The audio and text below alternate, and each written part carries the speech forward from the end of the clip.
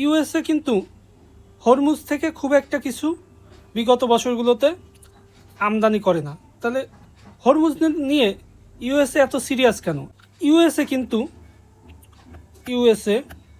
1970 থেকে 2000 এই সময়টাতে এবং 2000 পরেও কিছুদিন 2002-3 পর্যন্ত এই রিজিয়নটার উপর খুব বেশি ডিপেন্ডেন্ট ছিল। বিশেষ করে আপনার সৌদি, তারপর ইরাক এবং ইউএই, এই সব জায়গা থেকে প্রচুর পরিমাণ ক্রুড অয়েল আমদানি করত। এছাড়াও আপনার রিফাইন্ড পেট্রোলিয়াম প্রোডাক্টস,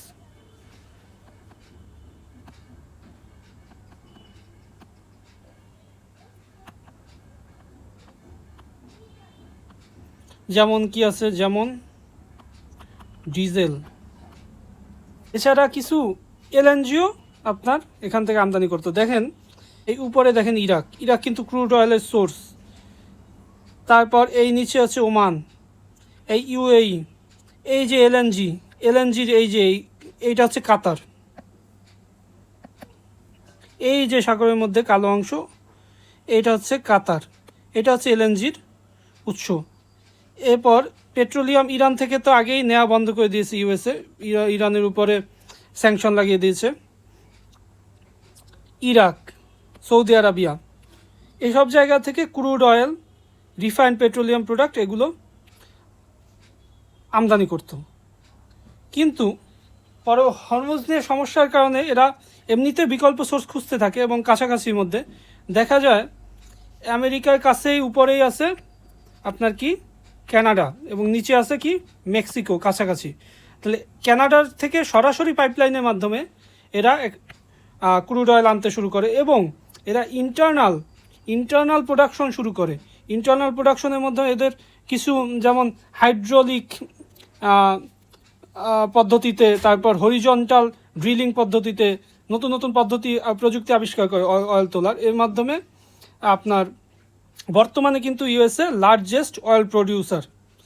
তারপরও কিছু অয়েল বাইরে থেকে এরা আমদানি করে, কিন্তু সেটা করে হচ্ছে কাছাকাছি দেশ, উপরে কানাডার কাছ থেকে সরাসরি পাইপলাইনের মাধ্যমে। মানে সেখানে কোনো চোক পয়েন্ট বলতে কি, এইগুলাকে আমরা বলি চোক পয়েন্ট। এই যেমন হরমুজ একটা চোক পয়েন্ট, এখানে কোনো চোক পয়েন্টের কোনো রিস্ক নেই। বা মেক্সিকো থেকে। এছাড়া বর্তমানে সোলার ইউজের পরিমাণ তো অনেকটা বেড়ে গিয়েছে। তাহলে হরমুজ যদি বন্ধ হয়ে যায় তাহলে লসটা কি ইউএসএর লসটা হচ্ছে এই দেখেন, এই যে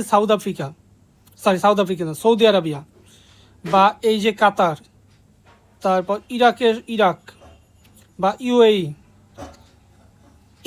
এদের সাথে কিন্তু আপনার ইউএসএর একটা ভালো সম্পর্ক। এছাড়া এখান থেকে যে তেলটা আমদানি করে কারা করে, এই পাশে যে জাপান এরা আমদানি করে। তাহলে জাপান যে আমদানি করে, জাপান যুক্তরাষ্ট্রে একটা ভালো অ্যালায়েন্স। তাহলে একদিকে তার এই মিত্র দেশগুলো রপ্তানি করতে পারতেছে না, একদিকে জাপান আমদানি করতে পারছে না। যদিও ইরাকের জন্য রাস্তা খোলা এখন। তাহলে আর একটা সমস্যা হচ্ছে হরমুজ ব্লকে ইউএস এর চিন্তা, আমরা এই বলতে পারি। একটা সমস্যা হচ্ছে পেট্রো ডলার সিস্টেম এ ধস নামতে পারে কি জন্য? আমেরিকা একসময় সৌদি আরবের সাথে একটা গোপন চুক্তিতে গিয়েছিল, যে চুক্তি সম্পর্কে আজ করা যায় যে সৌদিকে তারা অভ্যন্তরীণ প্রোটেকশন দেবে এবং সৌদির ওখানে প্রযুক্তিগত পদ্ধতি ব্যবহার করে তেল উত্তোলন করবে। কিন্তু তার পরিবর্তে সৌদি কী করবে, সৌদি যে তেলটা উত্তোলন করবে এটা বিক্রি করবে ডলারে। এতে আমেরিকার যে নিজস্ব ডলার, এটা পৃথিবীতে চাহিদা বাড়বে এবং আমেরিকার ডলারে একটা বিশাল আধিপত্য তৈরি হবে পৃথিবী অর্থনীতির উপরে। কারণ ডলার ছাপায় কি? ডলার ছাপায় তো আমেরিকা। একসময় ডলারের বিপরীতে আমেরিকার একটা স্বর্ণ মজুদের বিষয় ছিল, এখন তাও নেই। তাহলে পেট্রো ডলার সিস্টেম যদি এরা তেল বিক্রি করতে নাই পারে, তাহলে বাইরের দেশের কান্ট্রিগুলো কেন ডলার কিনতে যাবে বা কেন ডলারে লেনদেন করতে পারে? তাহলে ডলারের সিস্টেমটা ভেঙে পড়বে। আবার আর একটা বিষয় হচ্ছে ইউএসএ এর ট্রেজারি বন্ড।